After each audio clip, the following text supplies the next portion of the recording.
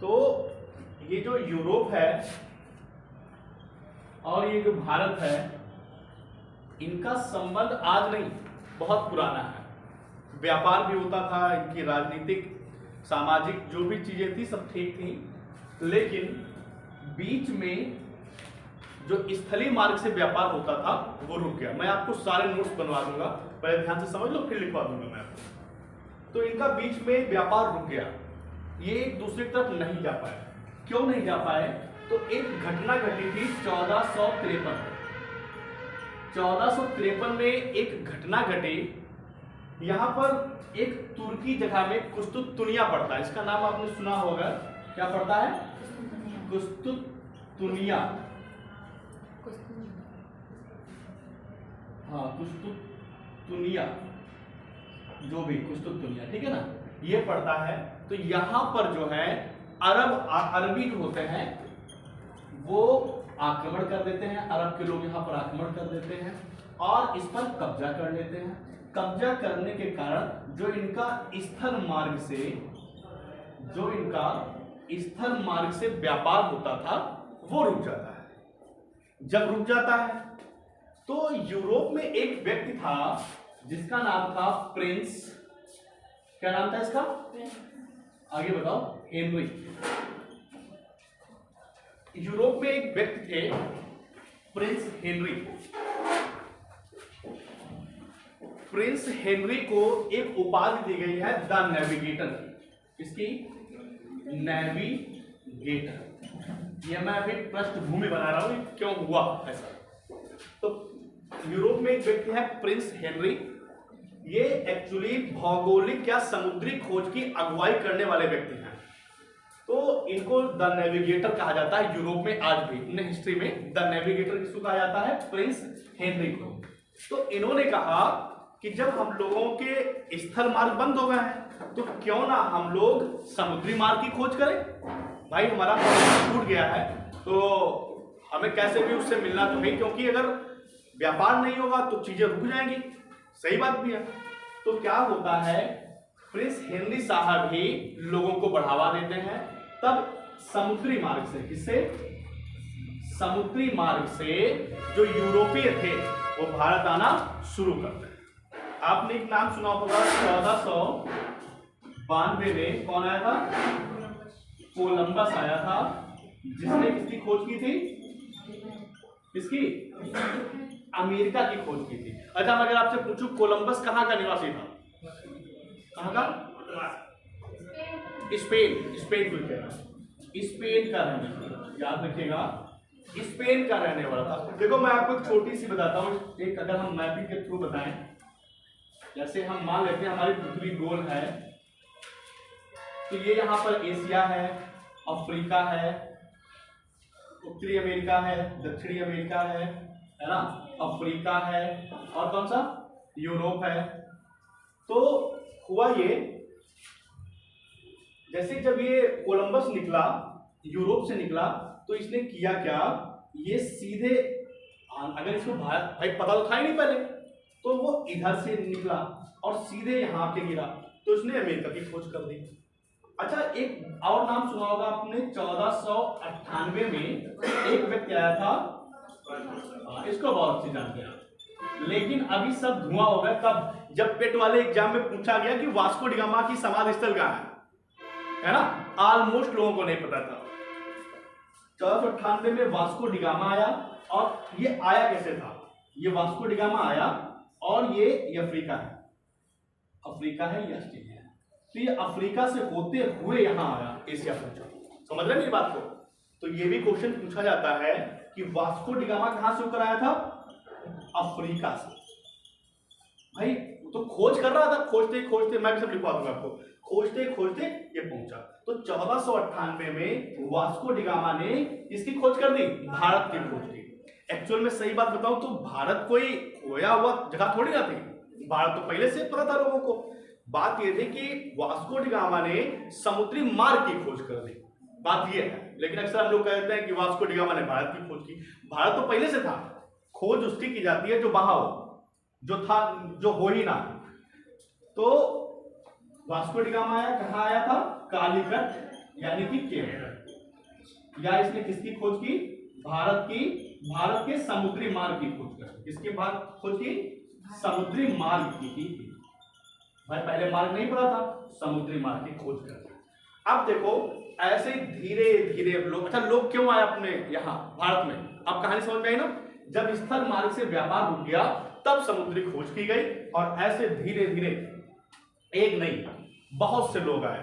पुर्तगाली आए, अंग्रेज आए, डच आए, फ्रांसीसी आए, डेनिश आए, स्वीडिश आए, है ना? तो अब ये थी तुम्हारी पृष्ठभूमि और टॉपिक रहेगा आज का यूरोपीय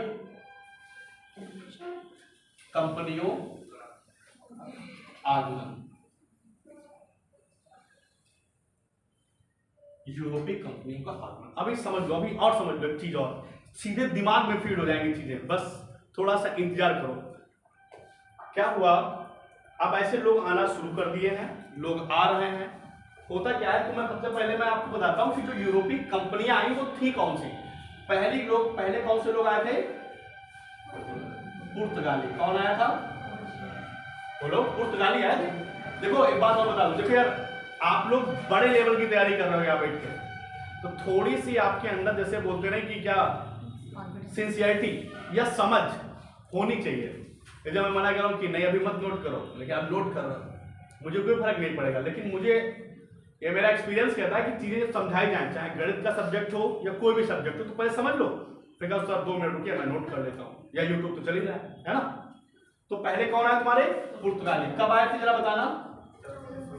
1498। दूसरे कौन से लोग आए थे? डच। कब आए थे? नहीं पता, ये तो आप पढ़ चुके हैं ना। कब पढ़े? नहीं पढ़ा? अरे बताओ तो। नहीं पढ़ा? अच्छा, मुझे तो रिवीजन दिया गया है। चलो आगे। उसके बाद तुम्हारे कौन आए थे? अंग्रेज। अरे कुछ नहीं पता अभी। 1600। देन कौन आए तुम्हारे? फ्रांसीसी। ये तुम्हारे आए थे 1600। अरे ये भी नहीं पता तुम्हें? कोई बात नहीं। फिर मैं इसको और अच्छे से पढ़ाता हूँ। मुझे लगा था कि मैं आपका रिवीजन करा के आज सब खत्म कर दूंगा, लेकिन जब पता ही नहीं है आपको तो थोड़ा सा मैं स्पीड स्लो करता हूँ। तो सबसे पहले आप क्रम याद कर लो। सबसे पहले कौन आए? पुर्तगाली। देन फिर फ्रांसीसी। ठीक, तो पुर्तगाली आए थे 1498, डच 1595, अंग्रेज 1600, फ्रांसीसी 1664। अच्छा आपको मैं बताऊं, मैंने यही नाम 2-4 क्यों लिखे हैं। इसके बीच में आपके डेनिश भी है, स्वीडिश भी है, लेकिन मैं आपको बता दूं आज तक के इतिहास में सबसे ज्यादा जो क्वेश्चन हुए यहीं से आते हैं। डच भी नहीं आता है, वो 3 सबसे ज्यादा क्वेश्चन पूछे जाते हैं, लेकिन मैं बता दूंगा वो भी आपको। तो ये लोग आए। अच्छा ये जब आए यहाँ, फिर इन्होंने अपनी कंपनी भी स्थापित की, फिर इन लोगों ने अपनी फैक्ट्रियां लगवाई, है ना? तभी तो व्यापार कर पाया। आप समझो इसको, आगे ले चलता हूं मैं आपको। ये तो आने का क्रम हो गया। उसके बाद में क्या हुआ, इन लोगों ने अपनी कंपनियां बनवाई। अब फिर से देखना, सबसे पहले कंपनी किसने बनवाई होगी? पुर्तगालियों ने। कब बनवाई होगी? 1498। ये कंपनी थी क्या? आप समझ लो एक बात में, इसको कहेंगे, ये कंपनी है, क्या है? इसको कहेंगे पुर्तगाली ईस्ट इंडिया कंपनी। ठीक है ना? दूसरी जो कंपनी स्थापित हुई थी अपने भारत में, वो थी किसकी? अंग्रेजों की। अब देखो क्रम बदल गया, ऊपर डच है, यहां नंबर 2 पे अंग्रेज आ गए। आए पहले डच थे, लेकिन उन्होंने अपनी कंपनियां नहीं स्थापित कर पाई। मेरी बात समझ रहे हैं? तो बाद में नंबर 2 पर अंग्रेजों ने अपनी स्थापित की। अब इस कंपनी का नाम क्या होगा बताओ? अंग्रेजी ईस्ट इंडिया कंपनी। अंग्रेजी ईस्ट इंडिया कंपनी। इसने ये 1600 में आए, तो इन्होंने अपनी 1600 में इन्होंने भी अपनी कंपनी स्थापित कर दी। उसके बाद में तुम्हारे आए हैं डच। तो आप पहले गए थे, लेकिन कंपनी पहले किसकी स्थापित हुई? ये यहां से क्वेश्चन बहुत बार पूछा गया है, लोग कंफ्यूज हो जाते हैं, फिर गलत हो जाता है। तो डच आए। डच कब आए थे बताओ? 1595 में, लेकिन ये पहली कंपनी बन पाई थी 1602। उसके बाद में तुम्हारे कौन आए? फ्रांसीसी। कौन आए? फ्रांसीसी। ये 1664 में आए और इन्होंने भी 1664 में अपनी कंपनी स्थापित कर दी। अब समझना, इस कंपनी का नाम क्या है बताओ? पुर्तगाली ईस्ट इंडिया कंपनी। इसका नाम क्या है? अंग्रेजी ईस्ट इंडिया कंपनी। इसका डच ईस्ट इंडिया कंपनी। और ये फ्रांसीसी। ये सबकी कंपनियां मैंने स्थापित कर दी है। अच्छा, ये जब कंपनी स्थापित हो गई, किसी एक ब्रांड हो गया कि हाँ ये है कोई कंपनी, सबका रजिस्ट्रेशन हो गया, जो भी हुआ होगा। अब जब ये आए तो व्यापार करने के लिए इनको फैक्ट्री की भी नीड होगी, फैक्ट्रियां भी बनी, उसको भी समझ लो। अभी नोट कर रहे हो, फिर बाद में अभी यही तैयारी कर लो तो कितनी अच्छी बात है। अब क्या हुआ? अब इसके बाद ये अपनी बनाएंगे फैक्ट्री। अब मैं बात करने वाला हूं इनकी फैक्ट्री की, या कभी कभी कोठी लिख के आता अपना, जो जहां पे व्यापार करते वो बना। समझिए, पुर्तगाली आए 1498 में। और अच्छा, ये रीजनिंग का सवाल है, अगर पुर्तगाली सबसे पहले आए हमारे, कौन आया था? Vasco D gamma. और वास्को डी गामा आया था कहां? कालीकट। कालीकट कहां है? केरल में। तो पहली फैक्ट्री कहां लगेगी? बिल्कुल सही, कहां लगेगी? केरल। सबसे पहली फैक्ट्री कहां लगी? केरल में। और कब लगाई होगी? 1498 में आए और 1503 में इन्होंने अपनी फैक्ट्री, बात समझ में आ गई? इनकी अब फैक्ट्री तैयार हो गई है। उसके बाद में अंग्रेज तुम्हारे कब आए? 1600 में। अच्छा, अंग्रेज जब आए तो इन्होंने अपनी पहली फैक्ट्री लगाई सूरत में। कहां लगाई? सूरत में। 1600 में आए और 1608 में अपनी फैक्ट्री स्थापित करी।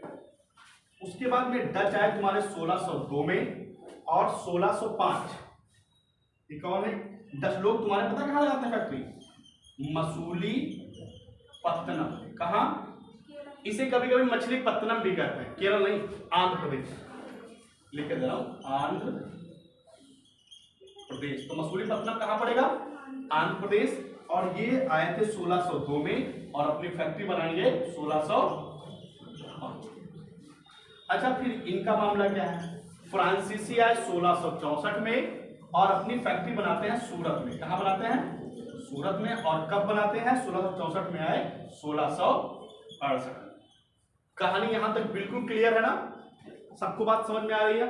ठीक है, फिर से एक बार समझ लो। पहले पुर्तगाली कंपनी 98 में बनी, 1600 बने, 1602 में, फ्रांसीसियो की 64 में। इन्होंने पहली फैक्ट्री केरल में बनाई। तो ये लोगों ने अपनी केरल में बनाई, किसी ने मसूलीपट्टनम में बनाई, किसी ने सूरत में बनाई, है ना? ये सब गुजरात साइड में। सूरत कहां पड़ता है? गुजरात में, ठीक है ना? तो ये इनकी अब फैक्ट्रियां बनती, ठीक है। हमने इनको बुला लिया है भारत में, लाइन से बुलाया, इनकी कंपनी बनवा दी, इनकी फैक्ट्री बनवा दी। अब ये लोग क्या करना शुरू करेंगे? व्यापार। जल्दी से 2 मिनट लो, उतार लो, फिर आगे बढ़ो। सब बता दूंगा मैं। अभी तो आए हैं, उनका थोड़ी देर रहने दो इनको। कहां पे? ये फैक्ट्री है, ये कंपनी बनी है। ये जब आए, डच आए 1595 में, तो कहा कि भाई हमको भी कंपनी का ब्रांड चाहिए, हमको भी लीगल होना है। तो इनकी जो, अब बनाता कौन था? जो शासक होते थे वो मानता देते थे इनको। तो इनकी कंपनी बन गई कि हाँ कोई डच ईस्ट इंडिया कंपनी है। तो 1602 में बन पाई थी ये बात, जल्दी से नोट कर लीजिए।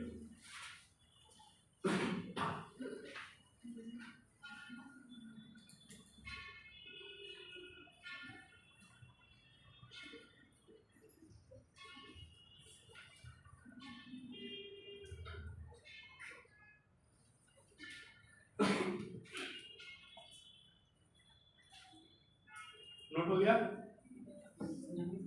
चलो करो।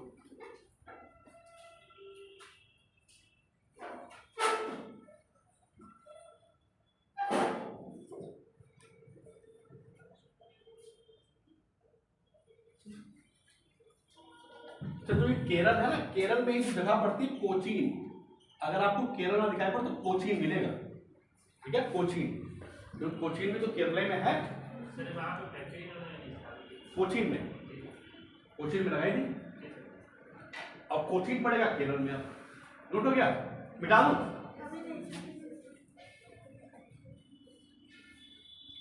अभी मैं याद भी करा दूंगा आपको।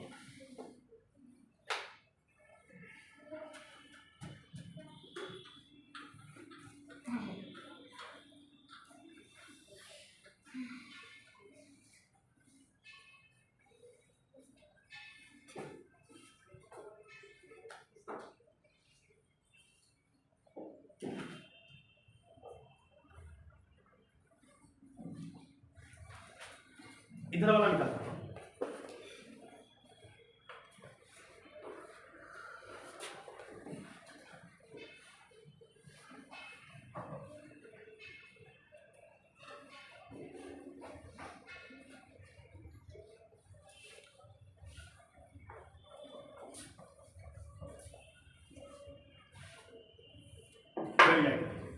अब क्या होता है, कंपनियां बन गई हैं, फैक्ट्री बन गई है।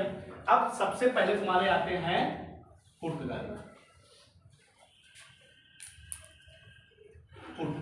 तो 1498 में आए पुर्तगाली। कब आए? 1498 में आए। तो मैं कहूं कि इनकी कंपनी कब बनी? पुर्तगाली ईस्ट इंडिया कंपनी कब बनी? 1498 में बनी। कहां बनी पहली? केरल, कोचीन केरल में बनी। और इन्होंने अपनी फैक्ट्री स्थापित कब की थी? 1503।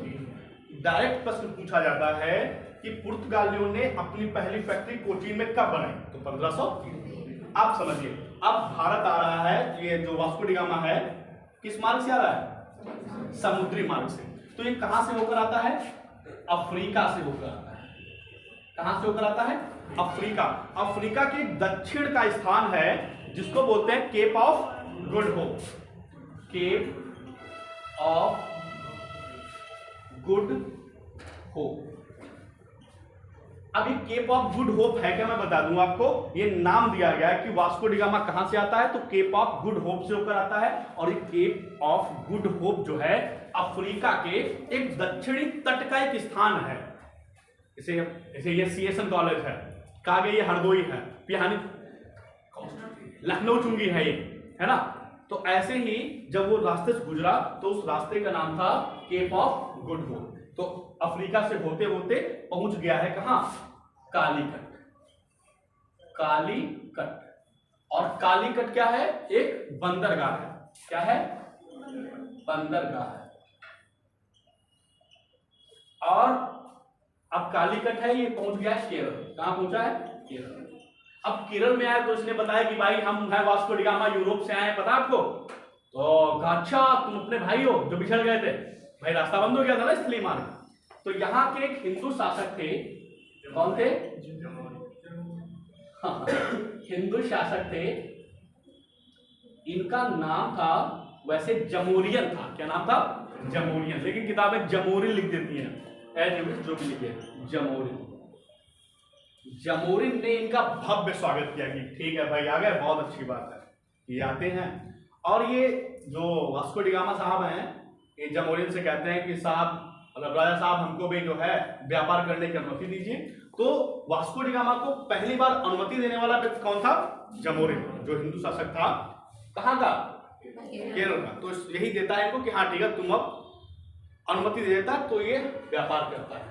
अब वास्को डी गामा साहब हमारे व्यापार करते हैं मसालों का। काहे का व्यापार करते हैं? मसालों में एक बहुत फेमस चीज है काली मिर्च। अधिकतर किताबों में काली मिर्च लिखा होता है।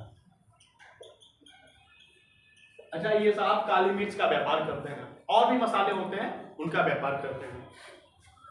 तो ये करता क्या है? ढेर सारा मसाला खरीदता है और ये भारत से खरीद कर कहां ले जाता है? तो ये भारत से खरीद कर ले जाता है यूरोप। क्या? मसाला। और जब ये मसाला लेकर जाता है तो पेपर में कई बार पूछा गया है इसको कितने गुना मुनाफा होता है? 60 गुना मुनाफा होता है। ये बहुत बड़ी बात थी। आप 1 रुपए की चीज लो, 60 रुपए की बेच दो तो फिर। और ये 60 गुना मुनाफा कब था पता? जब इसका जो ट्रेवलिंग का खर्चा, खाने पीने का खर्चा, टैक्स भी पड़ता, थोड़ा बहुत टैक्स भी लगती थी वो, मतलब यहाँ के कहा तुम पुराने साथी हो अपने, तुमसे कम ले गया। तो जो टैक्स वैक्स सब खर्च करके 60 गुना फायदा हुआ। तो इस बात से प्रभावित होकर यहाँ पर एक व्यक्ति और आते हैं, उनका नाम है, ये 1498 में है और ये चला गया। अब तुम्हारे आते हैं 1500 ईस्वी में। एक आते हैं पेड्रो अल्वारेज, अल्बरेज या अल्वारेज, जो भी, मैं छोटा पढ़ रहा हूं, ठीक। अच्छा, वहां कहा कि बहुत फायदा है। तो ये व्यापारी लोगों का काम क्या होता है कि यहां से फायदा ज्यादा है, सेशन में बहुत अच्छी पढ़ाई हो रही है, तो लोग यहां चले जाते हैं। मैं आपको सच बता रहा हूं, आप जहां पढ़ रहे हैं बेस्ट पढ़ रहे हैं, बहुत ज्यादा। पूरे हरदोई में, लखनऊ में भी जब बहुत पैसा खर्च करेंगे तब आपको ऐसी क्लास मिलेगी, जो भी आप पढ़ रहे हैं, जो मुझे लगता है। तो आप बहुत अच्छी जगह पढ़ रहे हैं और पढ़ते रहिए, श्योर सिलेक्शन मिलेगा आपको, श्योर सिलेक्शन होगा। अब पेट्रोल बारे आ जाते हैं। यहाँ ये साहब आए, ये भी व्यापार करने के आए, यहाँ बहुत लूट है, बहुत भले आदमी। अच्छा, भारतीय भी बहुत खुश थे। भारतीय खुश इसलिए थे भाई, वो पहले बेच पाते थे 50-60 रुपए का। अब वो अंग्रेज क्या करते हैं, यूरोपीय क्या करते हैं, सब कहते कितना है तुम्हारे पास, कहा 10 कुंटल का, सब दे दो। बहुत खुश, अरे यार बहुत बढ़िया बिक्री। इधर भारतीय भी खुश, उधर यूरोपीय भी खुश। अल्वारेज आ गया है, याद रखिएगा। पेड्रो अल्वारेज कब आया, 1500 ईस्वी में आया। क्यों आया था, व्यापार करने आया था। और ये व्यापार करता है तुम्हारा वस्त्रों का और मसालों का। ये भी भारत से ले जाकर यूरोप पहुंच गया, यूरोप पहुंच गया, इसको भी बहुत मुनाफा हुआ। अब जो यूरोप में वहां के जो शासक हैं वो कह रहे हैं यार भारत में तो बहुत फायदा है। अच्छा, फिर क्या हुआ, अभी फिर 1502 में वास्को डिगामा फिर आ गया। वास्को डिगामा फिर लौटाया, फिर लौटाया वास्को डिगामा, फिर यहां से लेकर गया, फिर बेचा कि मतलब ये अब व्यापार शुरू हो चुका है पूर्ण तरीके से, व्यापार शुरू हो गया। अब वहां के जो शासक हैं, कहां के, पुर्तगाल के, जो पुर्तगाल के राजा महाराजा हैं, उन्होंने कहा क्यों ना, जब इतना ज्यादा मुनाफा हो रहा है, जब इतनी ज्यादा व्यापार हम लोगों का अच्छा चल रहा है, हम लोगों की यहाँ की समृद्ध जो आर्थिक स्थिति है बहुत अच्छी हो जाएगी। अच्छा, होता कि जो यूरोपीय देश है ये ठंडे देश होते हैं, है ना। तो मसालों का क्या था, मसालों का ये था कि वो लोग जब मांस खाते थे तो उस पर जब मसाला लगा लेते थे तो उनको बहुत स्वाद आता था, अरे वाह बहुत स्वादिष्ट है। तो मसाले की और वस्त्रों के मामले में भी अगर पहली बार अगर कोई व्यापार हुआ है तो यूरोपियों ने ही किया है, ये बात ध्यान। तो यहां से क्या होता है, पुर्तगाल के शासक कहते हैं कि ऐसा करो, अब हम यहां से भेज रहे हैं वायसराय बनाकर। उन्होंने अब कहा आप ऐसे नहीं जाओगे, वायसराय जाएंगे या फिर अगर गवर्नर आए तो। अब पुर्तगालियों ने, यूरोपियों ने भारत में लोगों को वायसराय या फिर गवर्नर बनाकर भेजना शुरू कर दिया। कहा जाओ तुम जाओ, तुम्हारी देख रेख में होगा, खूब व्यापार फैलाओ। तो इस तरीके से अब अपने भारत में आ गए हैं वायसराय या फिर मैं कह दूं गवर्नर। अच्छा, पहला वायसराय और गवर्नर कौन था पता आपको? हाँ बताओ, कुछ कह रहा है वो है वो बंगाल वाले। पहले आए थे फ्रांसिस्को द अल्मीडा। कोई बात नहीं, आज के बाद खत्म, कुछ नहीं भूलोगे। तो सबसे पहला भारत में यूरोपियों की तरफ से वायसराय बनकर कौन आया था? Francisco de Almeida. कौन आया था? बहुत थके लग रहे हो, दुबई से तो पढ़ रहे हो। कौन आया था पहले गवर्नर? हाँ जी, फ्रांसिस्को द अल्मीडा। 2 मिनट आपके पास, पूरा नोट कर लिए, मैं मिटाने वाला हूं। कहानी समझ में आ रही ना? कोई दिक्कत तो नहीं है? ठीक है, जल्दी से करो।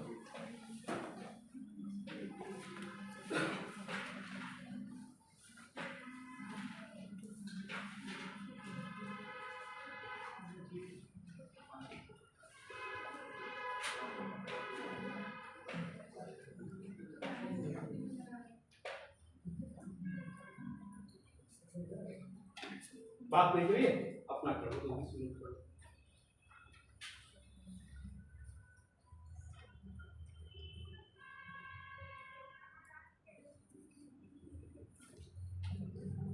फ्रांसिस्को द अल्मीडा आ गए हैं,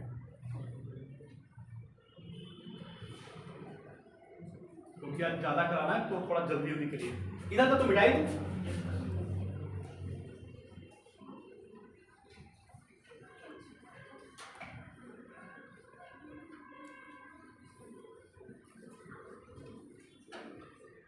ये सब पढ़ के आप छोटे मोटे एग्जाम तो आप चुटकियों में निकाल दोगे, 100% गारंटी है, श्योर। ये बताओ इधर जी, ये बता दीजिए सर।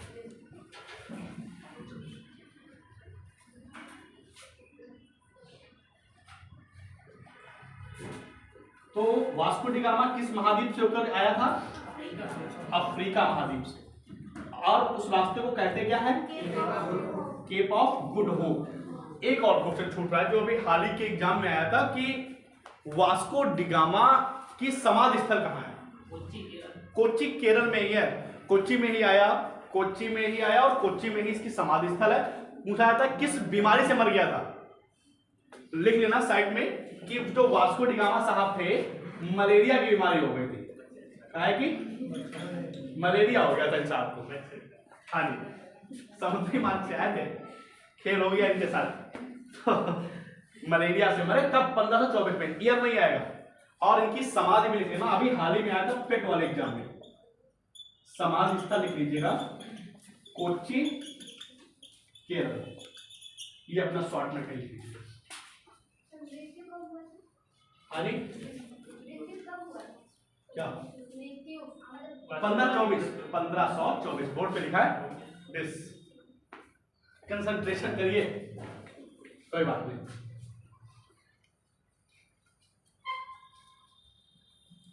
अब आगे बढ़ूं? ठीक है, अब आ चुके हैं भारत। कौन? फ्रांसिस्को। हाँ जी, बोलते रहो, मन में ही बोलते रहो, फ्रांसिस्को दा अल्मीडा, ताकि चीजें याद हो जाए यहीं पर। तो पहला वायसराय बनकर कौन आया? इनको कह सकते हैं पहला वायसराय। राइटिंग थोड़ी सी वैसी है, समझ में आ रही कि नहीं? yes, पहला वायसराय या फिर गवर्नर कहते हैं। पूछा जाए कि पहला गवर्नर कौन आया था भारत में, तो फ्रांसिस्को दा अल्मीडा। आते ही आते इसने काम किया एक ब्लू वाटर पॉलिसी। इसने किसकी शुरुआत की? Blue water policy. इसका हिंदी कहेंगे शांत जल की नीति। तो शांत जल की नीति किसने शुरू की? फ्रांसिस्को दा अल्मीडा ने। अच्छा, ये जो शांत जल की नीति थी, ये थी क्या? शांत जल की नीति ये थी कि जो हिंद महासागर था, तो ये पुर्तगाली चाहते क्या थे, जो अल्मीडा साहब थे, ये चाहते थे कि जो हिंद महासागर है इस पर जो हम लोगों के जहाज आए, जो हम लोगों के जहाजों का बेड़ा है, हम लोग इसको घेर लें और यहां से जो व्यापार करें हम लोगों की जगह से उस पे हम कर लेंगे, टैक्स लेंगे, तो हमारा व्यापार और उन्नत समृद्ध हो जाएगा, हमारी आर्थिक स्थिति और अच्छी हो जाएगी। तो ये लालची तो थे ही। अच्छा, भारत में था बहुत कुछ, भारत को ऐसे सोने की चीजें थोड़ी ना बोला गया, भारत में बहुत कुछ था। तो इनका केवल लालची लोग थे और हम लोग समझ नहीं पाए, क्योंकि भारतीय वैसे भी बेचारे सीधे साधे रहे, है ना। तो इसने शांत जल की नीति चलाई, ब्लू वाटर पॉलिसी, सबसे प्रमुख बात ये। उसके बाद में इनका टाइम पीरियड लीजिए 1505 से 1509, 1505 से लेकर 1509। अब नंबर 2 पे कौन आते हैं देखिए ध्यान से। इनका नाम है अल्बुकर्क। क्या नाम है इनका? ये आए 1509 से लेकर 1515। नंबर 2 पर साहब आ गए हैं अल्बुकर्क। ये दूसरे वायसराय हैं, दूसरे गवर्नर हैं जो बनकर आ गए हैं आपके भारत। अब ये आदमी क्या करता है, ये और भी साथी है। ये जैसे ही आता है, ये 1510 में एक अभियान चलाता है। समझ लो इसको, पहले अभी चीजें याद हो जाएंगी। एक अभियान चलाता है जिसका नाम होता है, क्या होता है? बीजापुर का अभियान। क्या है? बीजापुर का अभियान। कब चलाया इसने? 1510 में। और बीजापुर का अभियान चलाता है और गोवा को जीत लेता है। किसको जीत लेता है? गोवा को जीत लेता है। गोवा को जीत जाता है। अच्छा, ये आते गोवा को जीतना कोई आसान बात नहीं रही। ये आया और अपनी कूटनीति से गोवा को जीत लिया। इसीलिए अल्बुकर्क को वास्तविक संस्थापक कहा जाता है। तो पूछा जाए कि भारत में पुर्तगाली ये सीटें सारी आगे खाली पड़ी हुई हैं। अगर आप छोटे हैं, मोटे हैं, दिखाई नहीं पड़ रहा, आंखों में समस्या, तो आगे बैठ जाओ ना, है ना। चश्मे की जरूरत तो मेरा ले दो, ठीक है। तो क्या है कि ये आया और इसने गोवा को जीता, तो पुर्तगाली शक्तियों में इसने पुर्तगाली शक्तियों का यहां पर क्या कर दिया, स्थापना कर दी अपनी शक्तियों की, और दिखाया कि हम बहुत मजबूत हैं, बहुत सॉलिड हैं, हम बहुत अंदर से ताकतवर हैं। तो इसीलिए पूछा जाए कि भारत में यूरोपीय शक्तियों का वास्तविक संस्थापक कौन था, तब आप नाम लेंगे अल्बुकर्क, और पहला कहा जाएगा तो हम कहेंगे अल्मीडा। पहले कौन थे, अल्मीडा, और वास्तविक संस्थापक कौन था, ठीक है। अब इसका तीसरा काम महत्वपूर्ण क्या करता है, ये कोचीन को, यानी केरल है ना, कोचीन को अपनी, ये दिख रहा है नीचे तक, ठीक है, कोचीन को अपनी राजधानी बनाता है। तो ये काम की बात है। अल्बुकर्क साहब ने क्या किया, कोचीन को अपनी राजधानी बनाया। उसके बाद में ऐसे और लोग आते रहे, और एक और आदमी है बहुत महत्वपूर्ण जो पूछा जाता है, नीनो दा कुन्हा। कोई बात नहीं, अब तो याद हो रहा है ना, अब समझ में आ रही चीजें। नीनो दा कुन्हा, ये नीनो दा कुन्हा तुम्हारा आया था 1529 से 38 तक। ये दो टाइम पीरियड इंपॉर्टेंट है, ये याद रखिएगा, इसका इतना ज्यादा नहीं है लेकिन फिर भी। तो नीनो दा कुन्हा आया, और जैसे ये आया इसने किया क्या, इसने अपनी राजधानी कोचीन को स्थानांतरित करके गोवा को अपनी राजधानी बनाया। इसने काम क्या किया, कोचीन को स्थानांतरण करके किसको बनाया राजधानी, गोवा को अपनी राजधानी नियुक्त। तो पेपर में पूछा गया है कि वो वायसराय जिसने अपनी राजधानी कोचीन से स्थानांतरित करके गोवा को बनाया, तो वो कौन था व्यक्ति, नीनो दा कुन्हा। नीनो दा कुन्हा, नीनो दा कुन्हा ही वही व्यक्ति था जिसने दमन और दीव को भी जीत लिया था। नहीं, आप इतना नोट करिए पहले, फिर बिठा के बताता हूं आगे, कुछ चीजें बची हैं वो भी कर देता हूं, सबका हो जाएगा। साथ में करते रहे, देखो कितने सिंसियर है।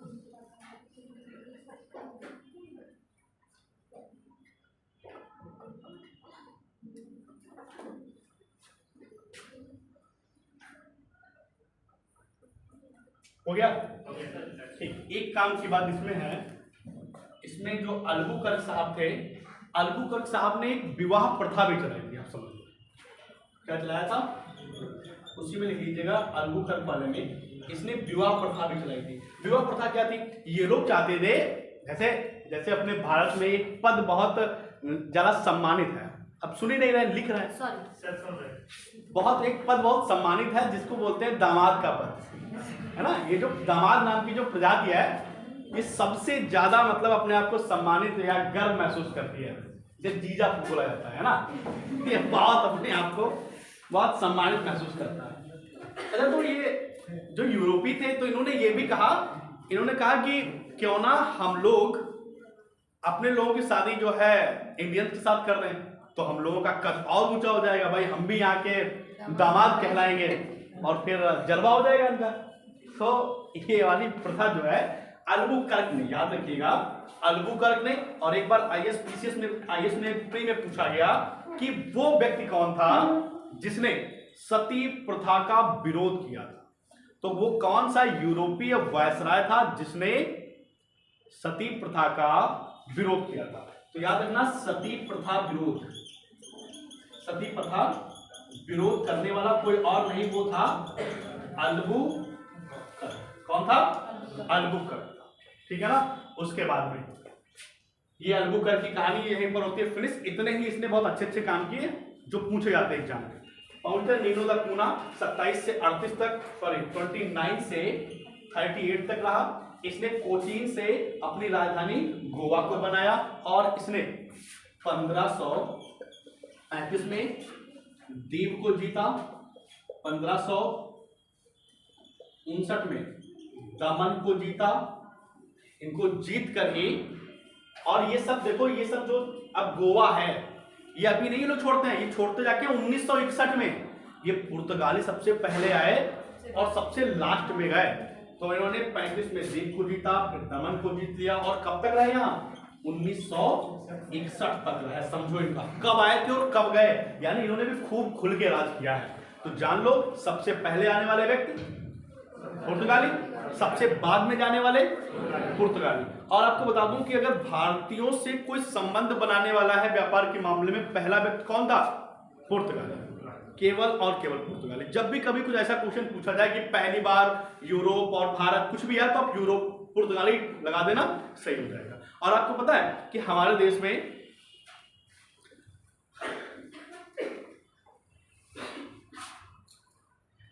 में पपीता, ये भी बता दें, पपीता अपने यहाँ नहीं था, कौन लाया? पुर्तगाल। अनन्नास, पपीता हो गया, अनन्नास हो गया, ये सब पुर्तगाली पहली बार लाए। और हम लोग तब से जाने कि पपीता अनन्नास कोई नाम की चीज है, और फिर अपने यहाँ जो है कौन? गन्ना भी, ये लोग गन्ना, बिल्कुल सही, गन्ना भी पता ही नहीं था हम लोगों को, ये पुर्तगाली लाए, तब से अपने यहाँ खेती होने लगी। बिल्कुल फायदा हुआ। तो आप जान लेना कि पपीता, अनन्नास, गन्ना लाने वाले कोई और नहीं, वो थे पुर्तगाली थे। उसके बाद में नीनो दा कूना हो गया। और ये पुर्तगाली कब तक रहते हैं अपने भारत में? 1961 में रहते हैं। और एक और खास बात आती है पुर्तगालियों की, ये भी जान लीजिए, अगर कोई है प्रिंटिंग प्रेस शुरू करने वाला, तो प्रिंटिंग प्रेस किसने शुरू की सबसे पहले? यूरोपीय ने शुरू की थी। कौन थे यूरोपियों में? पुर्तगाली। तो ये पॉइंट बनाकर जल्दी से लिख लीजिए, रिवीजन भी करवाना है इसका। माइक वाली ये व्यवस्था कैसी है? क्या चालू है? चालू है तो माइक मुझे करवाओ, प्रोवाइड कैसे हो पाएगा? अगर जल्दी से हो जाए तो। क्या नाम है तुम्हारा? क्या नाम है तुम्हारा? मैं भूल गया। सत्येंद्र, कहाँ है माइक? बताओ।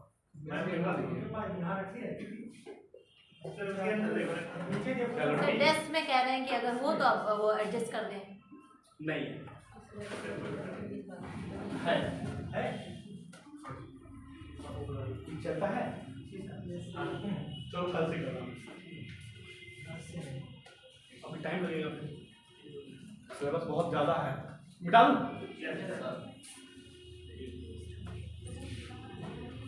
आप देखना 80% यही याद हो जाएगा। अभी देखना, मैं सुनूंगा और आप सुना भी देंगे, कल का भरोसा नहीं।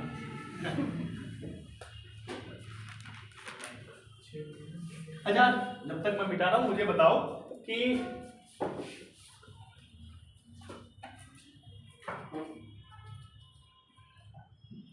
ऑस्ट्रेलिया की खोज किसने की थी? मिटाते समय भी एक काम हो जाएगा। ऑस्ट्रेलिया की खोज किसने की? मतलब अभी आप शुरुआती फेज में हैं, अब आप आए हैं, है ना, तैयारी करने, ठीक है। लेकिन अगर आप यहाँ 6 महीने 7 साल में रुक गए ना, तो आप कोई भी पेपर बीट कर सकते हैं, कोई भी। ये बिठा दो सब, ठीक है। बताओ किसने? एक साहब थे कैप्टन कुक। कौन थे? लिख लो, अपना एक पॉइंट बना लो। कैप्टन कुक नाम के व्यक्ति ने ऑस्ट्रेलिया की खोज की।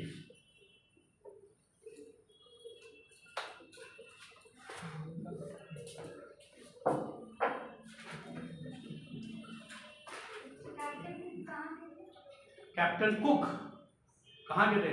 लिख लो, ब्रिटेन के थे। ब्रिटेन के थे कैप्टन कुक। चलिए आगे बढ़ते हैं। ये सब हो गया।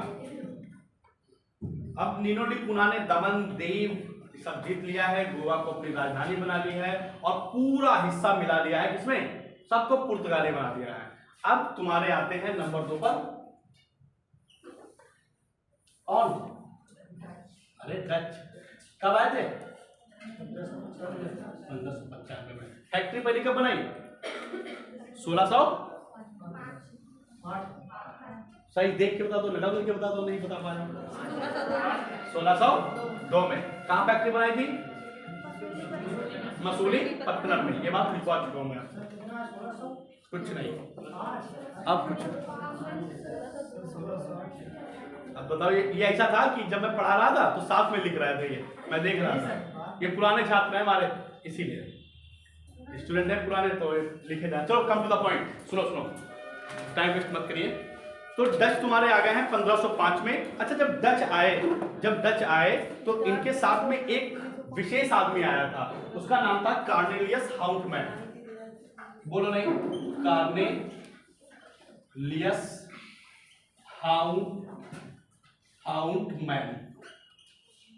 जैसे नहीं कोई आता है तो उसके साथ में कोई लीडर होता है जो लीड करता है, तो डचों में जो प्रमुख व्यक्ति था उसका नाम था कॉर्नेलियस हाउंटमैन आया था। और ये लोग आए, इन्होंने सबसे पहले वस्त्र पर धावा बोला और ये वस्त्र का व्यापार करने लगे। अच्छा, डच लोग कहा जाता है कि डच लोगों का जो टाइम पीरियड है सबसे कम रहा। क्या हुआ कि डच लोग जब आए तब, अच्छा ये डच आए और ये लोग व्यापार कर ही रहे थे, तब तक अंग्रेज भी आ जाते हैं।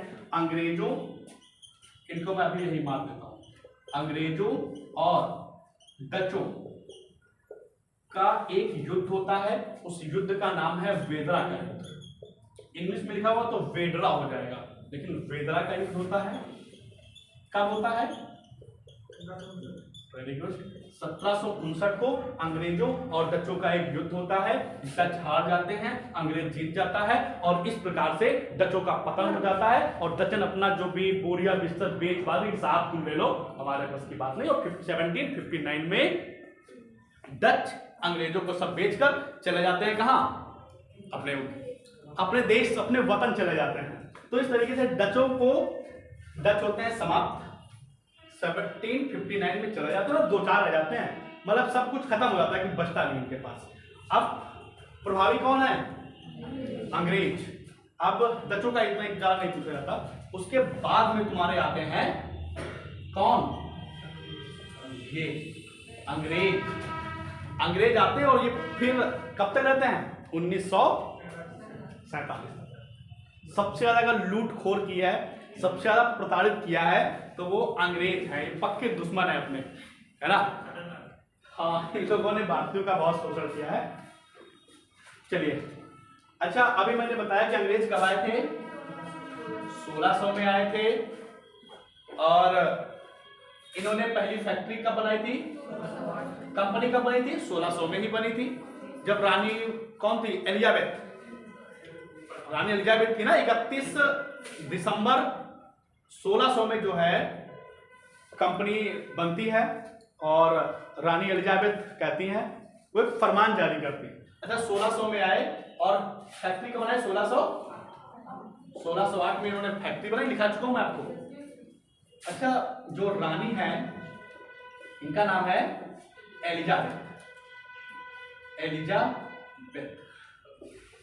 ये फरमान जारी करती है, क्या करती है, फरमान जारी करती है कि भाई तुम लोग आ जाओ, क्या जाओ, तो आए ही थे।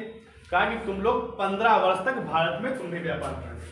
कितने दिन के लिए, 15 वर्ष व्यापार करने की अनुमति किसने प्रदान की, अनुमति प्रदान की किसने, एलिजाबेथ ने।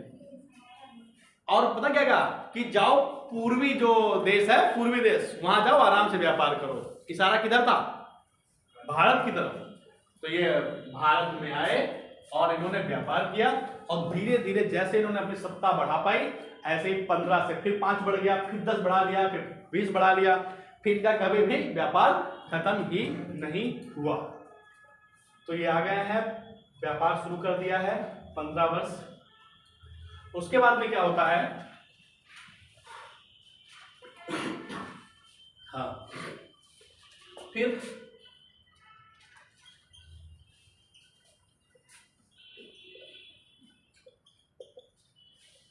सोलह सौ तीन में रानी एलिजाबेथ की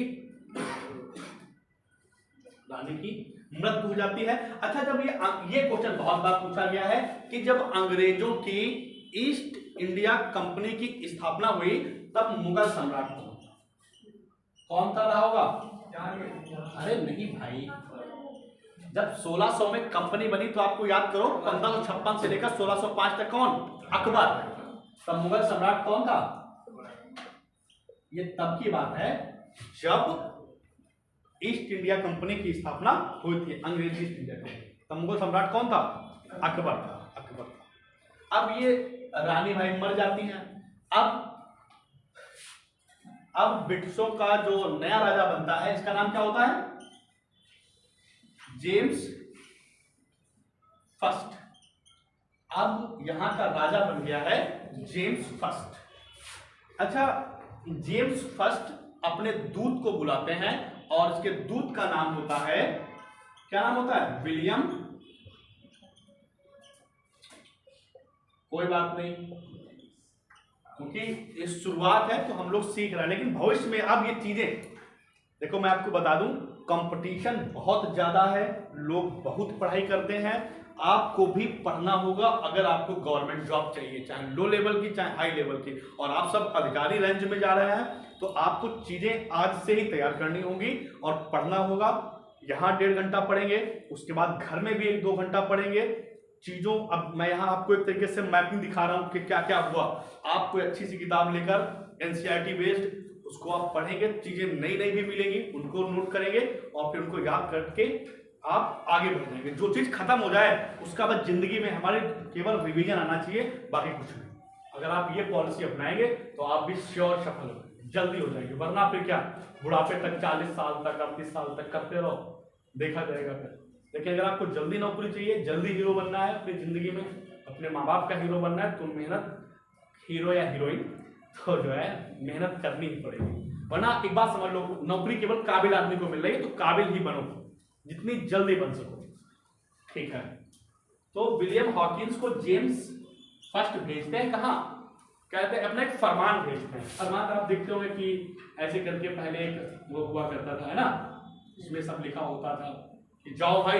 आज जेम्स प्रथम कह रहे हैं कि जाओ अकबर को जाओ, ये फरमान लेकर जाओ। यहाँ पर इसमें बहुत सारी बातें लिखी होती हैं और ताकि चलिए व्यापार हम लोगों का और बढ़ सके, इसमें बहुत सारी रियायतों की बात होती है। अच्छा, ये जेम्स प्रथम सोचते हैं कि अभी भी मुगल सम्राट कौन है? अकबर है। 1605 में अकबर की मृत्यु हो जाती है। क्या हो गई है? मृत्यु। अकबर का बेटा जहांगीर अब राजा है 1605 से। सर जमीन देखिए, वाइब्रेट कर रही है क्या कुछ? क्यों रही होती है? तुर्की बना दोगी क्या इसको? पंखा देख लो,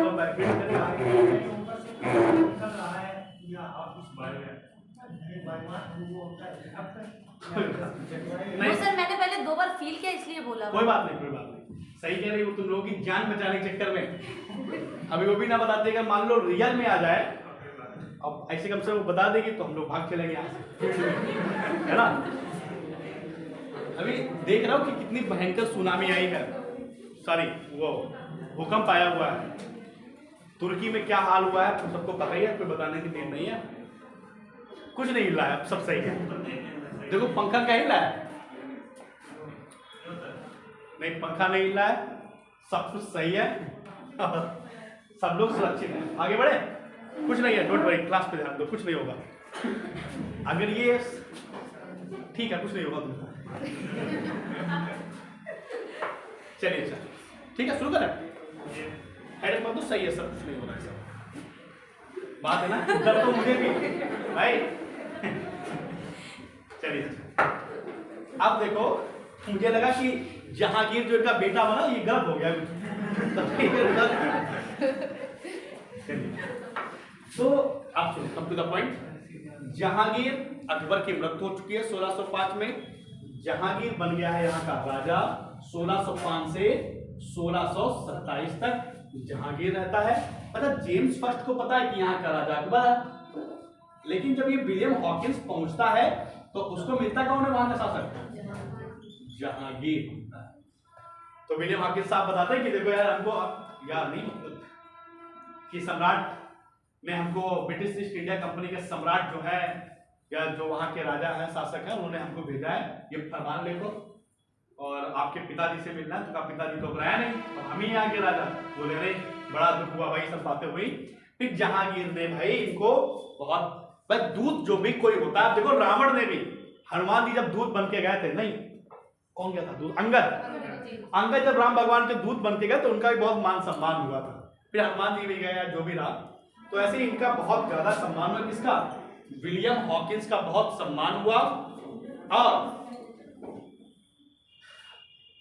हुआ और जहांगीर ने इनको इंग्लिश खां की उपाधि प्रदान की। तो इंग्लिश खां की उपाधि किसको दी गई थी? विलियम हॉकिंस को दी गई थी। और फिर एक और अच्छा काम कर दिया, कहा कि तुम कुमारे हो भाई क्या? बोले हाँ साहब। तो एक आर्मेनिया की लड़की थी, उससे इनकी शादी करा देता है। तो जाओ सिंगल आदमी में डबल बेच रहा हूं मैं। तो इनकी विलियम हॉकिंस साहब की आर्मेनिया की लड़की से शादी करा के इनको भेज दिया जाता है। इन्हीं के जहांगीर के दरबार में दूसरा व्यक्ति आने वाला था, sir Thomas Roe. Sir Thomas Roe आया था तुम्हारा 1609 में। कब आया था? 1615 में आया था। ये विलियम हॉकिंस 1609 में आया था और ये तुम्हारा आया था 1615 में आया था। सर विलियम टॉमस रो आया था। तो ये बात भी पूछी जाती है कि सर टॉमस रो किसके दरबार में आया? जहांगीर के समय में। विलियम हॉकिंस किसके समय में आया? जहांगीर के समय में। इंग्लिश खां की उपाधि किसको मिली? तो विलियम हॉकिंस को मिली। सम्राट कौन था जब जेम्स प्रथम ने भेजा था हॉकिंस को? आप देखो, ये भी पूछा गया कि ये भी क्वेश्चन पूछा गया है कि जेम्स प्रथम ने विलियम हॉकिंस को किसके लिए अपना फरमान भेजा था? अकबर के लिए आएगा।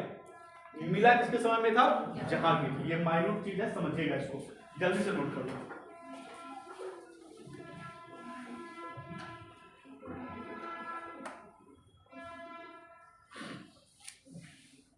कल माइक वाला संदीप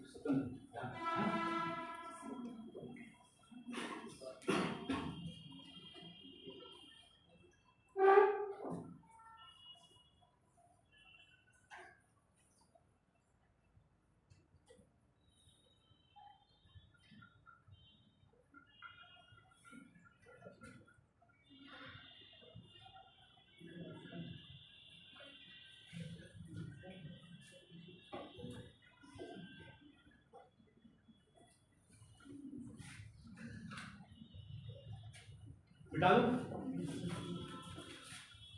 तो वेदरा का युद्ध किनके बीच हुआ? आवाज नहीं है। अंग्रेज और डचों के बीच में। कौन जीता? पूछा जाएगा वेदरा का युद्ध कब हुआ? 1759। ठीक। विलियम हॉकिंस किसके समय में आया था? जहांगीर। ईस्ट इंडिया कंपनी के समय मुगल शासक कौन था? टॉमस रो किसके समय में आया था? William Hawkins.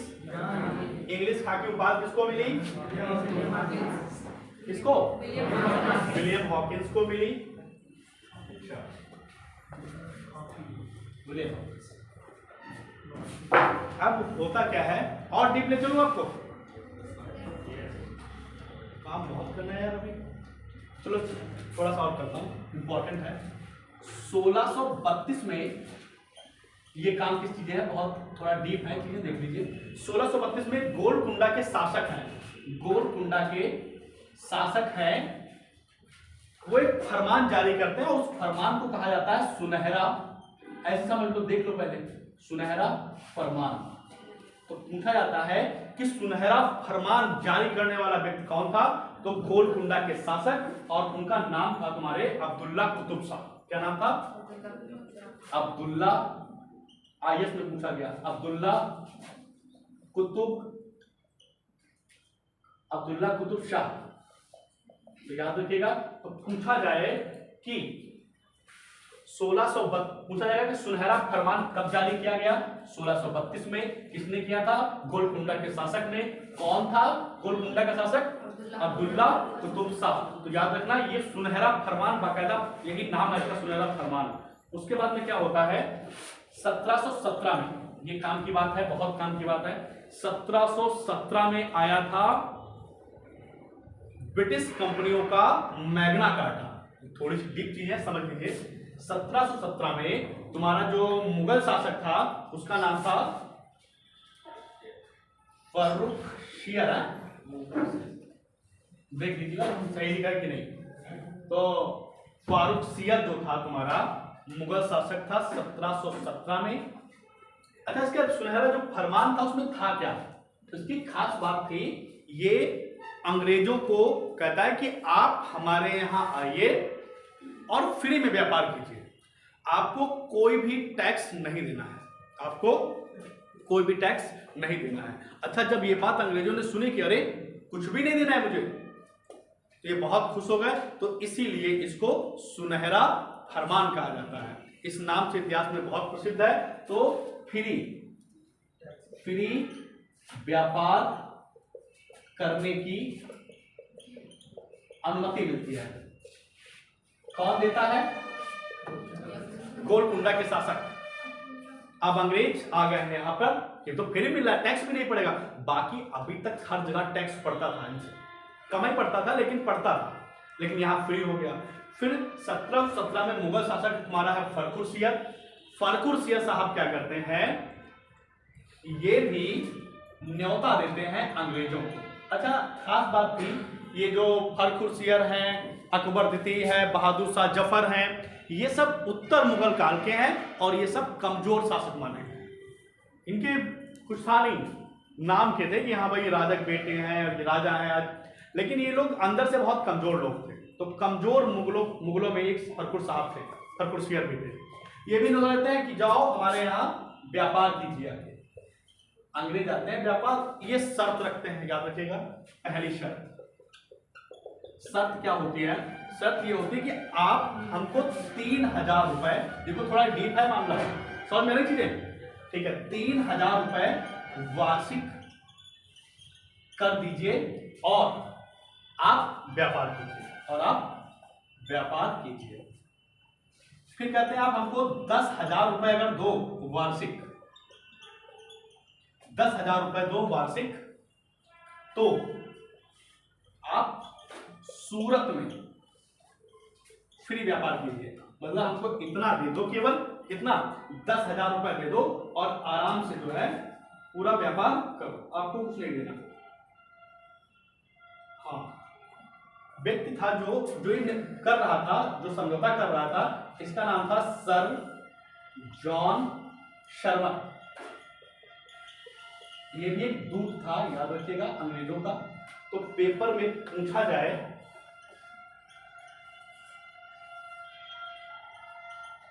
जॉन सरमत किसके समय में दूत बनकर आया था? सरमत नहीं, सरमन। तो सरमन किसके समय बन के आया था?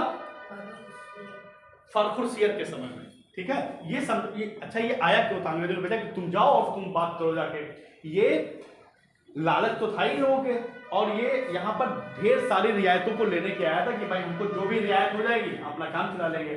और ये फर्रुख साहब, ये बहु आदमी पहले से थे, ये 3000 रुपए में पूरा व्यापार देते हैं, फिर 10,000 रुपए में सूरत कर जाओ, सूरत 10,000 रुपए वार्षिक दो और पूरा ऐश करो जाके। फिर खास बात एक और होती है इसमें। अब थर्ड जो बात होती है, जो बंबई में अंग्रेज लोग सिक्के चला रहे थे, जो सिक्के चल रहे थे, तो इसने ये भी कहा कि मुगल सम्राट फर्रुखशियर से कहा कि अगर आप जो ये सिक्के हैं इनको भी भाई कम एरिया में चलता है, इसको भी आगे बढ़ा दीजिए। तो फर्रुखशियर खुश हो गए, थोड़ी सी वो क्या कहते हैं बातें की गई चुपड़ी ये खुश हो गए, और ये आदेश दे देते हैं, फरमान दे देते हैं कि जो अंग्रेज सिक्के चला रहे हैं ये पूरे भारत में चलेंगे, पूरे भारत में मान्य होंगे। अब देखो यहां से बहुत बड़ी चीज हो गई। जो अंग्रेजों के सिक्के थे वो पूरे भारत में मान्य हो गए, समझ रहे हैं। और इसी को कहा जाता है, इंपॉर्टेंट बात है, ब्रिटिशों की कंपनियों का मैग्ना कार्टा। मैग्ना कार्टा का मतलब होता है एक अधिकार पत्र। एक अधिकार पत्र होता है, ये जारी कर दिया जाता है और ये अंग्रेजों को मिल गया है। अब अंग्रेज बहुत खुश हैं। तो याद रखिएगा, पेपर पूछा जाएगा, ब्रिटिश कंपनियों का मैग्ना कार्टा किसके समय में आया था? तो फर्गुसन के साहब के समय में आया था। और दूत बनकर कौन गया था? तो आप कहेंगे सर जॉन सरमन गए थे और इसने ये सब काम किया था। जल्दी से करो, फिर एक विवाह करवाना है, जल्दी से जल्दी करो, काम बहुत है। क्वेश्चनिंग भी करनी है, फ्रांसीसी को भी बुलाना है, बेटा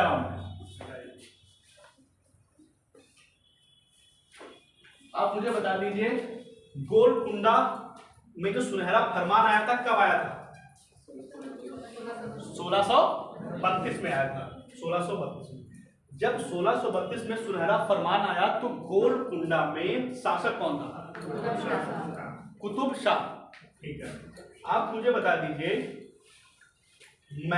ब्रिटिशों का मैग्ना कार्टा किसे कहा जाता है? जो फर्गुसन ने अपना जो फरमान दे दिया, आदेश दे दिया, उसी को कहते हैं। पूछा जाएगा कि ब्रिटिशों के मैग्ना कार्टा के समय मुगल सम्राट कौन था? फर्गुसन। और वो जो दूत बनकर आया था वो कौन था? सर जॉन सरमन साहब। अब तो ये सब मामला चल रहा था। अंग्रेज अपने पैर पसार चुके थे, जलवा हो गया था उन लोगों का। फैक्ट्रियां तो बनी चुकी थी, एक नहीं 4-4 फैक्ट्रियां बना दी थी, 3-3 फैक्ट्रियां बना दी थी, प्रेसिडेंसी बन रही थी। अब होता क्या है, एक विवाह होने वाला है। बात है 1661, बात है 1661 की। एक विवाह होता है चार्ल्स सेकंड का। ये ब्रिटिश के राजा हैं अंग्रेजों के, और दूसरी तरफ रानी है पुर्तगाल की। क्या नाम है इनका? पुर्तगाल की एक रानी है जिनका नाम है कैथरीन। क्या नाम है? ये पुर्तगाल की बहुत खूबसूरत राजकुमारी है। इनके साथ इनका विवाह हो रहा है और विवाह होता है संपन्न। विवाह हो गया है, अब मिलेगा इनको दहेज। और दहेज में पता क्या मिलेगा? पूरा बंबई। हाँ जी, बंबई पर पुर्तगालियों का। अच्छा, ये अंग्रेज होशियार, मैंने कहा ना, इनकी केवल अंग्रेजों ने कहा कि ये अच्छा दिक्कत तो थी कहीं ना कहीं, ये सब ये भी बहुत बढ़े हुए थे। तो उन्होंने कहा कि अगर हम लोग और अपने मतलब वैल्यू बढ़ाना चाहें तो अगर एक जीजा तैयार कर दिया जाए तो ज्यादा सही रहेगा। तो पुर्तगालियों के कब्जे में था बंबई, और पुर्तगाल की जो महारानी है कैथरीन, इनकी शादी चार्ल्स सेकंड से हो जाती है और बंबई जो पूरा है दहेज में दे दिया जाता है। मतलब दहेज, ये ससुराल हो गई इनकी बंबई, बड़ी बात हो गई। अब अंग्रेज और खुश कि अब तो अपना जलवा ही जलवा है। फिर क्या होता है, ये करते क्या है चार्ल्स सेकंड 1668 में 61 में शादी की। कहा अभी अगर गलत काम करोगे तो लोग फिर टोकेंगे, ससुराल वाले भी कहेंगे, ससुर भी कहेंगे भाई क्या किया तुमने। ये करते क्या 68 में मात्र 10 पाउंड रुपए वार्षिक, 10 पाउंड वार्षिक रुपए लेकर व्यापार करने के लिए, व्यापार के लिए खुली छूट दे देते हैं, खुली छूट दे देते हैं। कहते हैं कि हमें 10 पाउंड वार्षिक दे दो और तुम लोग जाओ बंबई में खुलकर राज करो, खुलकर व्यापार करो, कोई रोकने टोकने वाला कोई नहीं, क्योंकि ये है मेरी ससुराल। तो इस तरीके से ये शादी होती है। और ये भी एक चाल थी, शादी करवाई और बंबई भी मिल गया तो, क्योंकि बंबई बहुत बड़ा क्षेत्र था, इंपॉर्टेंट जगह थी वो भी अंग्रेजों के कब्जे में आ चुकी है। अब वहां पर खुलेआम से व्यापार हो रहा है, शादी होती है संपन्न, सब लोग जाएंगे अपने घर। अब आने वाले हैं आपके फ्रांसीसी। जल्दी से ये बात नोट करो।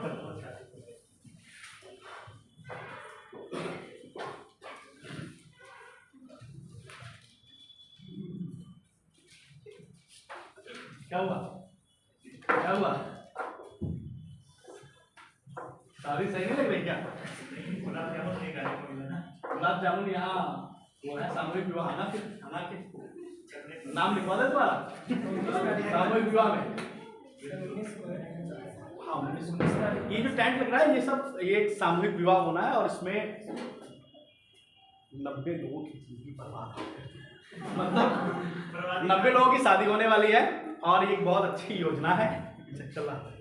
तो 90 लोगों की शादी होने वाली है और जल्द ही संपन्न होगा, इसीलिए वो टेंट बंद लगा है। सर रुपयों का भी तो खर्चा है, 1 करोड़ बहुत 1 आप करोड़ समझ 30 लो, लाख रुपए का टेंट। आप समझ लो सरकार हम लोगों के लिए बहुत कुछ करती है, आप समझो है ना, लेकिन हम लोग कहीं ना कहीं भ्रष्ट हैं तो चीजें इधर उधर हो जाती हैं, वरना लेकिन ये भी बहुत बड़ी बात है। एक शादी कराने में बहुत खर्चा आता है, बात आपको पता है, लेकिन इतनी बड़ी शादी हो रही है तो चीजें बहुत अच्छी हैं। तुम एक लड़की ढूंढ के लाओ और उसका नाम बताओ। अरे यार लड़की है सर रजिस्ट्रेशन खत्म हो चुके हैं। अगले बार नेक्स्ट टाइम बाहर मिलना मुझसे, मैं करा। चलिए चलिए अब फ्रांसीसी आ गए हैं आपके, फ्रांसीसी आ गए हैं। अच्छा मैंने बताया भी कि फ्रांसीसी कब आए, 1664 में फ्रांसीसी आते हैं। बाद में करना भाई डिस्कस क्या रहेगा मामला, अभी नहीं।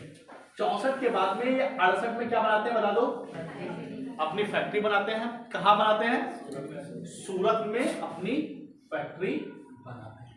अब आप समझिएगा ये पांडिचेरी आए और इन्होंने 1673 में पांडिचेरी पर आक्रमण किया और पांडिचेरी को विजित कर लिया, जीत लिया।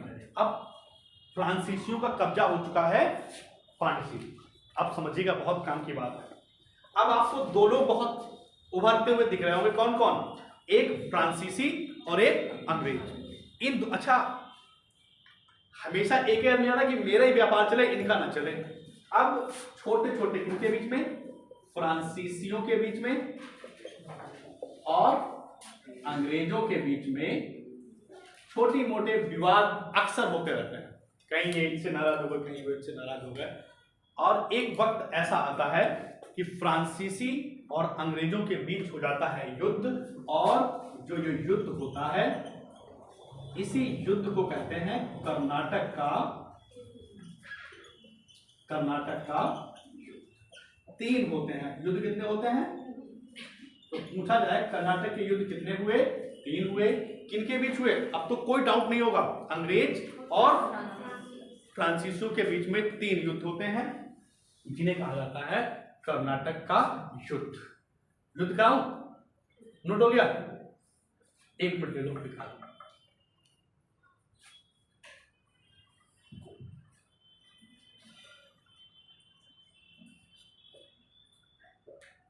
सर 1664 जो लिखा है इसमें फ्रांसीसी आए थे।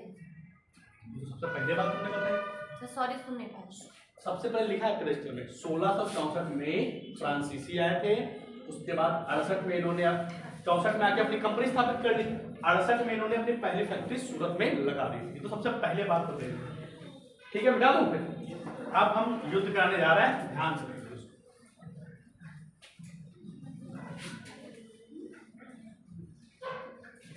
चीजें क्लियर हो रही कि नहीं?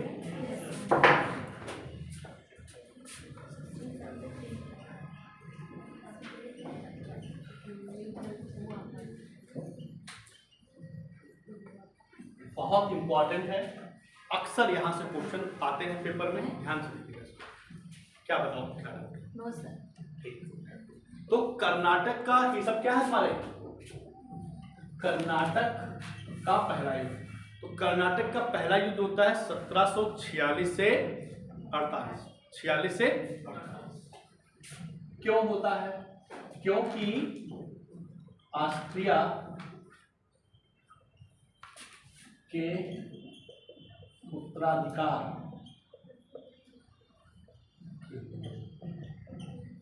ऑस्ट्रिया क्या होता है, यूरोप में देश है ऑस्ट्रिया, तो वहां पर उत्तराधिकार के लिए युद्ध होता है। अच्छा जैसे नहीं कि अगर कहीं पे किसी देश के साथ कोई आक्रमण होता है तो अपने देश में भी हिंदू मुस्लिम का पाकिस्तान में हो जाए, तो अपने देश में भी चीजें धीरे धीरे आने लगती है ना, लोगों के अंदर फैल जाता है। तो ऐसे ही जब यूरोप में चीजें हो रही थी तो अपने भारत देश में भी जो लोग थे उनमें आपस में भी थोड़ी भिड़ंत हो गई, और ऑस्ट्रिया के केवल डायरेक्ट यही सब लिख के आएगा कि कर्नाटक का प्रथम युद्ध क्यों हुआ था, तो ऑस्ट्रिया के उत्तराधिकार के लिए। कब हुआ था? 46 से 48 में। और ये किनके बीच था, जरा ये बता दो। अंग्रेज और फ्रांसीसी, अंग्रेज और फ्रांसीसी के बीच में था। हारे कौन? हारे नहीं, एक्चुअली युद्ध हो रहा होता है, इनके बीच में एक संधि हो जाती है या लड़ाई हो गई दोस्तों से। नहीं, यूक्रेन और रसिया के बीच में हो रहा है, आज भी हो रहा है। अब रसिया बहुत उग्र रूप ले रहा है। आपको पता होगा कि उसने, रसिया ने अनाउंसमेंट कर दिया कि हम अब 24 घंटे के अंदर यूक्रेन पर कब्जा कर लेंगे। अगर यूक्रेन कह रहा नहीं आओ तुम, स्वागत है तुम्हारा, तो सब चल रहा है। ऐसे इनके बीच में युद्ध हुआ और एक संधि होती है जिसका नाम है एक्स ला सापेल की संधि। बहुत इंपॉर्टेंट है। तो कर्नाटक का युद्ध किनके बीच हुआ? बोलते क्यों नहीं भाई? किनके बीच हुआ? कौन जीता? संधि हो गई, मतलब संधि हो गई। संधि का नाम क्या था? एक्स ला सापेल, एक्स ला सापेल की संधि होती है। और क्यों हुआ था युद्ध? ऑस्ट्रिया के कर्नाटक का दूसरा युद्ध, कर्नाटक का दूसरा युद्ध होता है। देखो ये 46 से 48 चला, कितने साल चला? 2 साल। अब देखना 1749 से लेकर, और 49 में 5 जोड़ो कितना होता है? ये कितने साल चला होगा? 5। तो 1749 से 1754 तक कर्नाटक का दूसरा युद्ध होता है। और ये युद्ध होता है कर्नाटक प्लस हैदराबाद, कर्नाटक और हैदराबाद में उत्तराधिकार के लिए।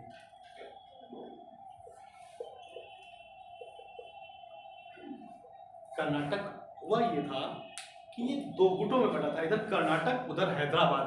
तो अंग्रेज क्या कर रहे थे? एक तरफ अंग्रेज लोग लग गए, एक तरफ फ्रांसीसी लग गए। वो तुम लड़ो, हम तुम्हारे साथ हैं, तुम लड़ो। अब इधर अंग्रेज उधर, तो 2 गुट बन गए थे, गुट। और इन्होंने लड़वा दिया कर्नाटक और हैदराबाद को, और खूब धन और संपत्ति गई जिनके, इनके लोग मरे, इनके लोग मरे, इनके जन धन हानि, सब हानि हुई, इनकी हानि हुई। और मौज किसने की? अंग्रेजों ने, फ्रांसीसियों ने। और फिर जब ये हो जाता है उसके बाद कहते हैं चलो संधि कर लेते हैं, अब इसमें कुछ रखा है नहीं, ना तुम हमें हरा पाओगे ना हम तुम्हें। और ये संधि होती है अंग्रेज और फ्रांसीसियों के बीच में, और इसे संधि बोलते हैं पांडिचेरी की संधि। पांडिचेरी की संधि, पांडिचेरी की संधि होती है 54 है 1755 में, याद रखिए इंपॉर्टेंट है। और एक्स ला सापेल की संधि होती है 1748 में। डायरेक्ट पूछा गया है एक्स ला सापेल की संधि कब हुई, तो 1748। और पूछा जाए पांडिचेरी की संधि कब हुई, तो 1755 में। कब हुई?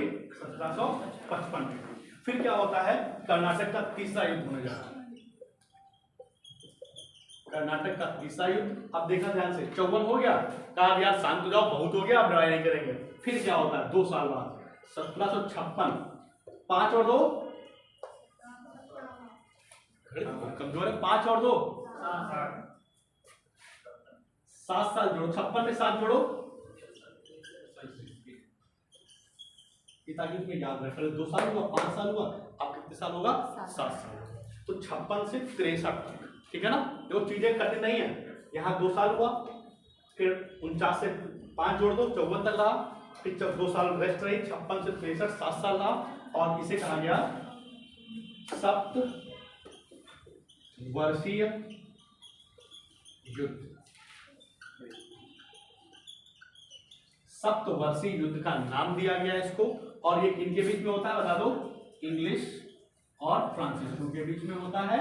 और यहां पर जब ये तीसरा युद्ध हो रहा होता है, चलो बाद में बताऊंगा, तो जब ये युद्ध हो रहा होता है तो इसमें भी एक संधि होती है, और उस संधि का नाम होता है पेरिस की संधि।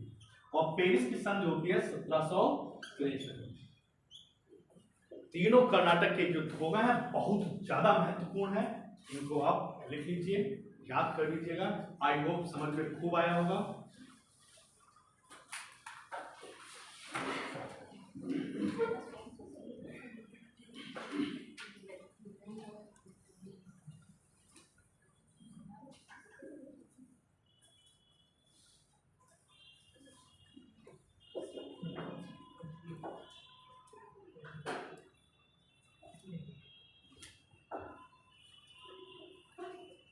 क्या हो गया, जल्दी करिए।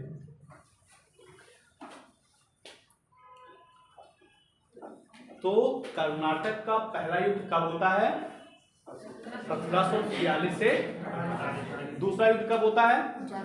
49 से 5 साल। फिर तीसरा युद्ध कब होता है?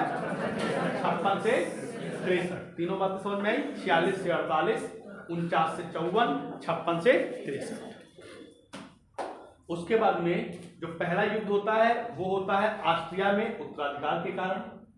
दूसरा युद्ध होता है कर्नाटक और हैदराबाद में उत्तराधिकार के कारण। और जो तीसरा युद्ध होता है 56 से 63 तक, वो होता है आपका सप्तवर्षीय युद्ध। और अब पहले वाले युद्ध कौन सी संधि से समाप्त हुआ था? एक्स-ला-सापेल की। पहला वाला जो युद्ध कर्नाटक का समाप्त हुआ था एक्स-ला-सापेल की संधि से। दूसरा युद्ध पांडिचेरी की संधि कब हुई थी? 55 में। इंपॉर्टेंट है, पूछा जाता है कि पांडिचेरी की संधि किनके बीच में हुई? तो अंग्रेज और फ्रांसीसियों के बीच में हुई। और संधि कब हुई? तो आप बता दें 1755। और तीसरा वाला जो कर्नाटक युद्ध होता है, इसमें संधि बता दो। पेरिस की संधि कब होती है? अब एक खास बात यह है, सबसे इंपॉर्टेंट, जब ये सप्तवर्षीय युद्ध चल रहा था तो एक युद्ध होता है इनके बीच में, भीषण युद्ध होता है, जिसका नाम है वांडीवास का युद्ध। और ये होता है 1760। 1760 में एक वांडीवास का युद्ध होता है। और ये होता है तुम्हारा अंग्रेजों और किसके बीच होगा? फ्रांसीसियों के बीच में होता है। अंग्रेज इसमें विजयी होते हैं, फ्रांसीसियों का पतन होता है, हार होती है। और इस तरीके से, और एक और काम की बात, तो अंग्रेजों की तरफ से जो नेतृत्व कर रहा था, इसका नाम था सर आयर कूट। सर आयर कूट। तो अंग्रेजों की तरफ से कौन लड़ रहा था? कौन? सर आयर कूट। और फ्रांसीसियों की तरफ से कौन लड़ रहा था? इनका नाम था काउंट लाली। काउंट लाली। तो फ्रांसीसियों की तरफ से कौन लड़ रहा था? काउंट लाली लड़ रहा था। और काउंट लाली हार जाता है, सर आयर कूट जीत जाता है। और वांडीवास के युद्ध से ही फ्रांसीसियों का पतन होता है। और इस तरीके से पूरे भारत में अब अगर किसी का जलवा है तो वो है अंग्रेज।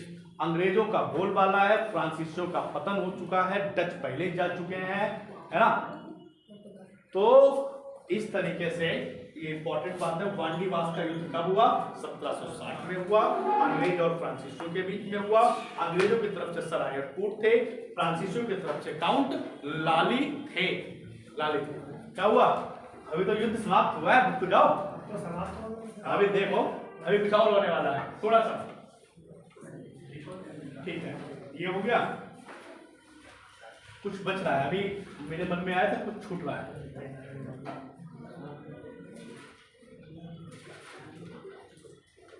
ठीक है, तो अब अंग्रेज लोग हैं, इनका है, ये अंग्रेज लोग हैं, सर्वे सर्वा हो गए हैं और भारत में अपने पैर पसार कर रहे हैं।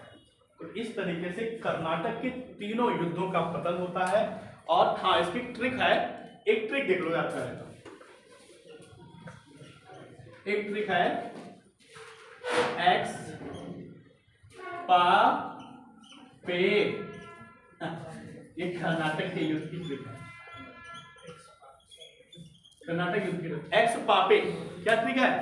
एक्स पापे। ये ट्रिक क्या हो गई?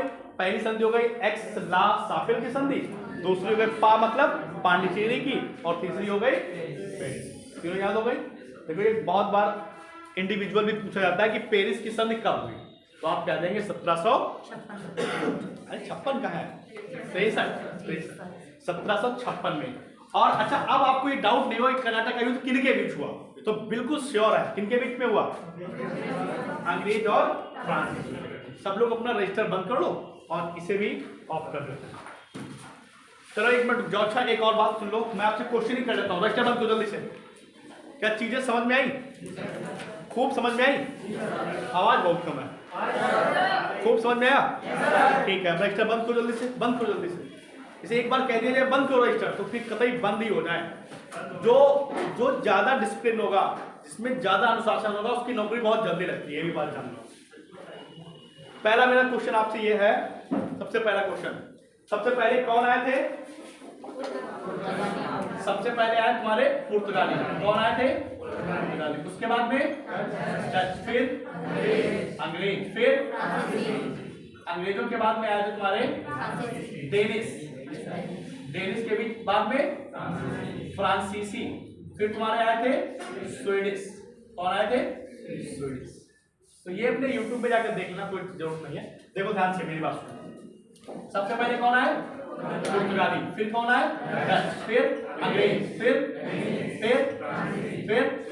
तो पूछा जाए कि सबसे पहले कौन आया, पुर्तगाली आए। सबसे लास्ट में कौन आया, तो सबसे लास्ट कहा जाए, सबसे आखिरी में कहा जाए तो हम लोग स्वीडिश कहेंगे। क्या कहेंगे, स्वीडिश। और जो ये डेनिश लोग तुम्हारे थे, ये 1616 में आए थे और इन्होंने अपनी पहली फैक्ट्री तंजौर में बनाई थी। कहाँ बनाई थी, तंजौर में बनाई थी, ठीक है ना। फिर उसके बाद में फ्रांसीसी तुम्हारे आ गए, फिर स्वीडिश आ गए।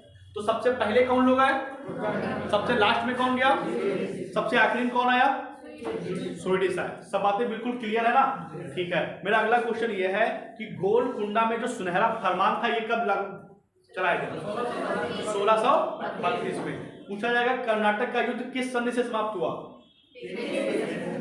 किसकी संधि से, कर्नाटक का पहला एक्स ला सापेल, एक्स ला सापेल। पूछा जाएगा कर्नाटक का दूसरा युद्ध किस संधि से समाप्त हुआ, किससे, पांडिचेरी, पांडिचेरी की संधि से। पूछा जाएगा आपसे कि सब पता हो गया आपको, क्या नहीं समझ में आया, सब समझ में आया, बढ़िया है, ऑफ कर दो। तो आज का काम इतना ही।